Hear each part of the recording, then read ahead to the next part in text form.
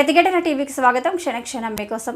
కర్ణాటక రాష్ట్రంలో 28 లోక్సభ స్థానాలు ఉండగా 2 విడతల్లో పోలింగ్ను నిర్వహించాలని ఈసీ భావించింది. అందులో భాగంగా గత నెల 28న కర్ణాటక దక్షిణ ప్రాంత జిల్లాల్లోని 14 స్థానాల్లో పోలింగ్ పూర్తవగా మిగిలిన 14 స్థానాల్లో ఇవాళ పోలింగ్ నిర్వహిస్తున్నారు.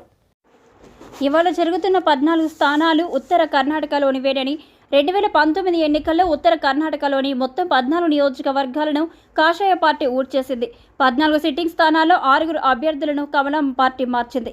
ముంబయి, మరాఠాలు, హైదరాబాదీల ప్రభావం అధికంగా ఉండే ఉత్తర కర్ణాటకలోని 14 లోక్సభ నియోజకవర్గాల్లో లింగాయతుల ప్రభావం ఎక్కువగా ఉంటుంది.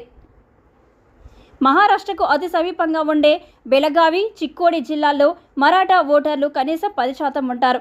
కర్ణాటక ప్రభుత్వం మరాఠా నిఘాలను నిషేధించడం, మహారాష్ట్ర రాజకీయ నేతలను రాష్ట్రంలోకి రాకుండా అడ్డుకోవడంతో ఈ ఎన్నికలపై ప్రభావం చూపే అవకాశం ఉందని విశ్లేషకులు అభిప్రాయపడుతున్నారు.